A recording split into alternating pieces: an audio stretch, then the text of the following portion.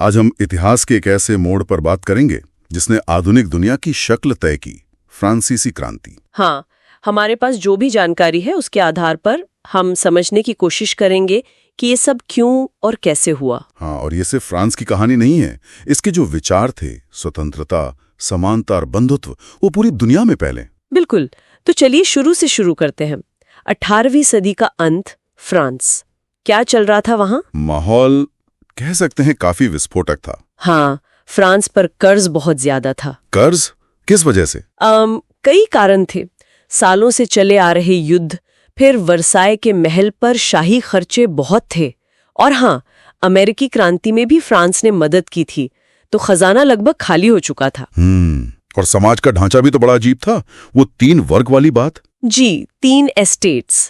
पहला पादरी वर्ग, दूसरा कुलीन वर्ग और तीसरा बाकी सब, मतलब किसान, मजदूर, व्यापारी, वकील, ये सब। और सारा बोझ इसी तीसरे वर्ग पर था। हाँ, लगभग सारे टैक्स इन्हीं को देने पड़ते थे। पहले 2 वर्ग, पादरी और कुलीन, उनको तो जन्म से ही विशेषाधिकार मिले हुए थे, जिसमें टैक्स न देना सबसे अहम था। ये तो सरासर नाइंसाफी है। और खाने पीने का क्या हाल था? सुना है रोटी बहुत महंगी हो गई थी। बिल्कुल, रोटी की कीमतें आसमान छू रही थीं, लेकिन मजदूरी वहीं की वहीं थी। इसे जीविका संकट कहा गया। आम आदमी के लिए पेट भरना भी मुश्किल हो गया था। तो एक तरफ आर्थिक संकट, दूसरी तरफ सामाजिक असमानता। और इसी बीच नए विचार भी पनप रहे थे। वो जो दार्शनिक थे, लॉक, रूसो, मॉन्टेस्क्यू, उनके विचार फैल रहे थे। हाँ, स्वतंत्रता, समान कानून, जन्म आधारित विशेषाधिकार खत्म हो, ये सब बातें। जी, और ये बातें सैलून, कॉफी हाउस, किताबों के जरिए खासकर पढ़े लिखे मध्य वर्ग तक पहुंच रही थीं। तो गुस्सा धीरे धीरे बढ़ रहा था। और फिर चिंगारी भड़की। राजा लुई 16वें ने टैक्स बढ़ाने के लिए वो बैठक बुलाई थी ना? हाँ, 1789 में एस्टेट्स जनरल की बैठक। यहीं से टकराव शुरू हुआ। तीसरे एस्टेट ने कहा कि वोट सदस्य के हिसाब से होना चाहिए, ना कि एस्टेट के हिसाब से, जिसे राजा ने मानने से इनकार कर दिया। बिल्कुल। तो इसके विरोध में तीसरे एस्टेट के प्रतिनिधि अलग हो गए। उन्होंने खुद को नेशनल असेंबली घोषित किया और पास के टेनिस कोर्ट में शपथ ली। वो मशहूर टेनिस कोर्ट ओथ कि फ्रांस के लिए संविधान बनाएंगे। हाँ, एक ऐसा संविधान जो राजा की ताकत को सीमित करे। और फिर आया वो दिन, 14 जुलाई 1789, बास्तील का किला।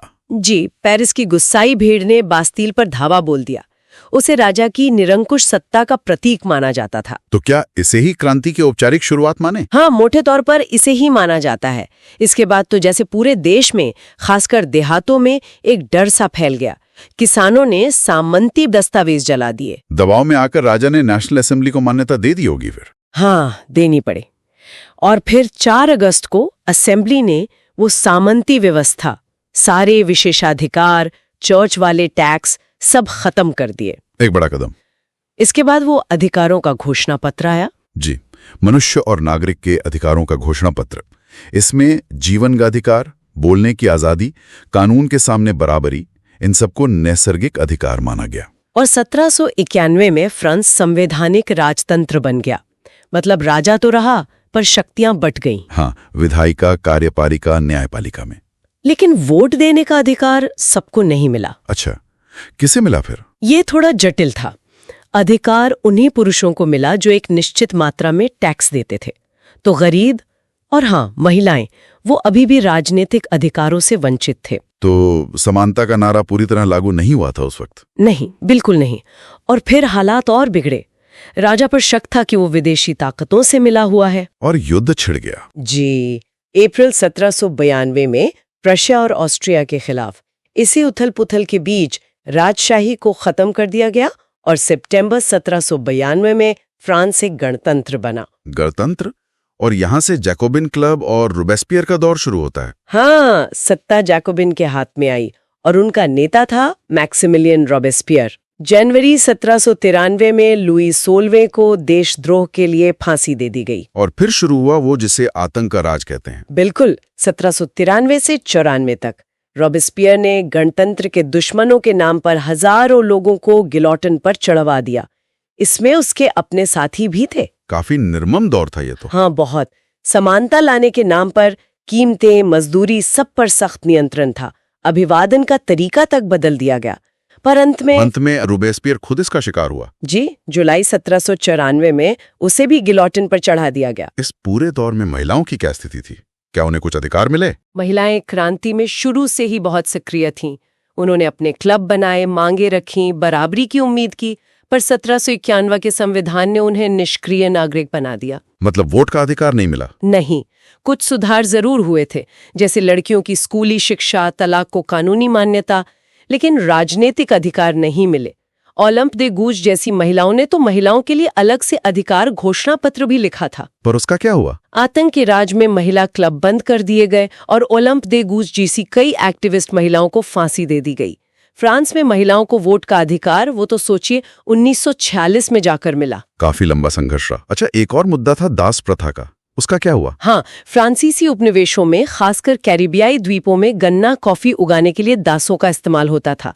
जैकोबिन सरकार ने 1794 में से खत्म किया था। ये तो बहुत बड़ा कदम था। हाँ, लेकिन ये ज्यादा दिन चला नहीं। बाद में जब नेपोलियन आया, उसने इसे फिर से शुरू कर दिया। नेपोलियन? हाँ, रोबेस्पियर के बाद डायरेक्टरी आई जो अस्थिर थी, और फिर नेपोलियन का उदय हुआ। जी, नेपोलियन ने 1804 में खुद को फ्रांस का सम्राट घोषित कर दिया। उसने यूरोप का बड़ा हिस्सा जीत लिया और कई प्रशासनिक सुधार भी किए, जैसे निजी संपत्ति की सुरक्षा का कानून, नाप तौल की एक समान प्रणाली। लेकिन वो एक तानाशाह भी माना गया और आखिर में 1815 में वाटरलू में उसकी हार हुई। हाँ, पर फ्रांसीसी क्रांति की जो मूल विरासत है वो नेपोलियन से भी बड़ी है। वो क्या है? मतलब निचोड़ क्या है इस पूरी क्रांति का? वो है स्वतंत्रता और लोकतांत्रिक अधिकारों के विचार, समानता का विचार, बंधुत्व का विचार। ये विचार फ्रांस से निकले और पूरे यूरोप में और फिर दुनिया भर में फैले। इन्होंने सामंतवाद को खत्म करने में मदद की? बिल्कुल। और उपनिवेशों में जो लोग आजादी के लिए लड़ रहे थे, उन्हें भी इससे प्रेरणा मिली। भारत में भी टीपू सुल्तान और राजा राममोहन रॉय जैसे विचारकों पर इसका असर देखा जा सकता है। तो ये सिर्फ फ्रांस के राजा को हटाने या व्यवस्था बदलने की कहानी नहीं है, ये विचारों की क्रांति थी जिसने दुनिया को बदला। हाँ, लेकिन ये हमें ये भी याद दिलाती है कि सार्वभौमिक अधिकार सुनने में जितने अच्छे लगते हैं, उन्हें लागू करना कितना जटिल होता है। जैसे महिलाओं और गुलामों को शुरुआत में अधिकार न मिलना दिखाता है कि इन विचारों में भी विरोधाभास थे। सही कहा। अधिकारों की परिभाषा और उनका दायरा ये हमेशा से बहस का विषय रहा है। बिल्कुल। और एक सवाल शायद हम अपने श्रोताओं के लिए छोड़ सकते हैं, क्या बड़े आदर्शों को पाने के लिए क्रांति के दौरान हुई हिंसा या कहें आतंक जैसे साधन कभी जायज ठहराए जा सकते हैं? ये एक ऐसा सवाल है जिसका कोई आसान जवाब नहीं है और इस पर आज भी बहस होती है।